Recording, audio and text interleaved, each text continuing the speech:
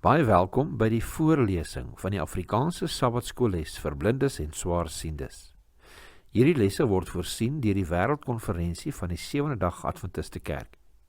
Die voorlesing van die les word aan u gebring deur SSL in samewerking met Adventiste Wêreldradio Afrikaans en word voorgeles deur Marlena Nel.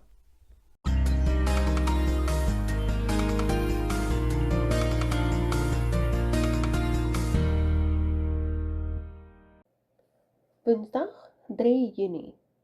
Genoegsame genade. Wanneer ons sondelas swaar op ons gemoed rus en ons dan toelaat dat die Heilige Gees ons tot aan die voete van die kruis lei, behoort ons die Here om vergifnis te vra, met die wete dat, soos gelees in Psalm 103 vers 8, die Here, die barmhartige en genadige God, lankmoedig, vol liefde en trou is.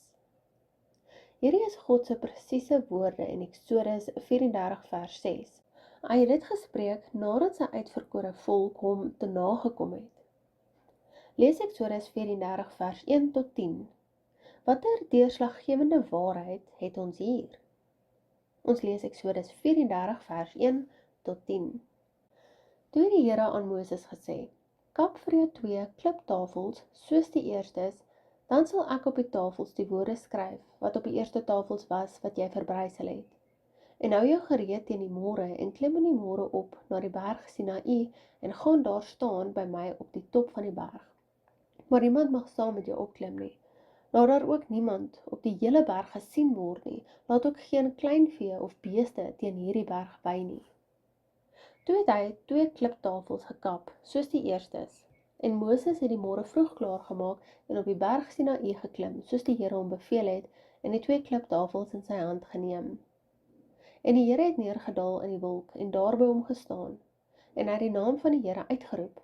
En toe die Here by hom verbygaan, het hy geroep: "Here, Here, barmhartige en genadige God, lankmoedig en groot van goedertierendheid en trou, wat die goedertierendheid bewaar vir duisende, wat ongeregtigheid en oortreding en sonde vergewe, maar nooit ongestraf laat bly nie, wat die ongeregtigheid van die vaders besoek aan die kinders en aan die kindskinders, en aan die 3de en die 4de geslag." Toe het Moses hom gou na die aarde toe gebuig en neergeval en gesê: "Here, as ek die genade in u oë gevind het, laat dan tog die Here in ons midde trek, want dit is 'n hardnekkige volk. Maar vergewe ons ongeregtigheid en ons sonde en neem ons aan as 'n erfdeel." Toe antwoord hy: "Kyk, ek sluit 'n verbond, voor jou hele volk sal ek wonders doen, soos daar op die hele aarde en onder al die nasies nie geskape is nie, sodat die hele volk onder wie hy is, die werk van die Here kan sien, want verskriklik is dit wat ek aan jou gaan doen." Eksodus 34 vers 1 tot 10. Die feit dat die Here barmhartig, genadig en geduldig, asook oorvloedig in troue en liefde is juist die rede waarom Jesus aan die kruis gesterf het, sodat ons verhouding met God herstel kan word. Let op hierdie Jesus, wat alreeds deur die invluisteringe van die Heilige Gees binne in ons en ter wille van ons werksaam is, nog voordat ons na hom kan uitroep. Wanneer sien hy ons sware sondelas raak en lig dit van ons skouers af? Wanneer ons bereid is om ons sondes te erken en te bely. Wanneer ons sê, soos gelees in Lukas 18 vers 13, "Liewe Heer, hier is ek alweer." En dan soos die tollenaar bid, "Wees my sondaar genadig." Op Golgotha neem die Here ons laste op hom. Wanneer ons Jesus nader, is hy gewis reg by ons. Selfs voordat ons hom uit ons eie nader, terwyl hy nog as 'n goeie herder na ons soek, terwyl hy by die deur staan en klop, soos gelees in Openbaring 3 vers 20, is hy reg by ons. Laat ons dus nie die kruis vermy nie eenkant staan en die Here op 'n afstand beskou nie. Kom ons haas ons na Jesus en verruil ons sondes en swaarmoedigheid vir sy geregtigheid.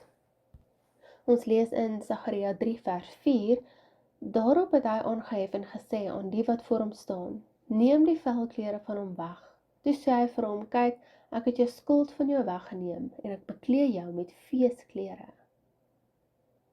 Kom ons lees die volgende verse aandagtig deur. Omskryf elkeen in jou eie woorde. Wat sê dit telkens vir jou oor die genade wat die Here vir ons het? Die eerste vers, Romeine 6 vers 23 in die Afrikaans 2020 vertaling lees. Want die loon van die sonde is die dood, maar die genadegawe van God is die ewige lewe in Christus Jesus ons Here. Romeine 5 vers 20 en 21 in die Nuwe Lewende Vertaling lees. Maar hoe meer die sonde geword het, hoe oorvloediger het God se genade geword. Die gevolg hiervan is dat net soos die sonde oor almal regeer het en die dood oor hulle gebring het, God se genade nou regeer.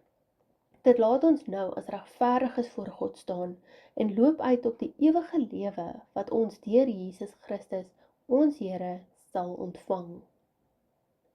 Ons lees en sluit af met Romeine 5 vers 8. Maar God bewys sy liefde tot ons daarin dat Christus vir ons gesterf het, toe ons nog sondaars was.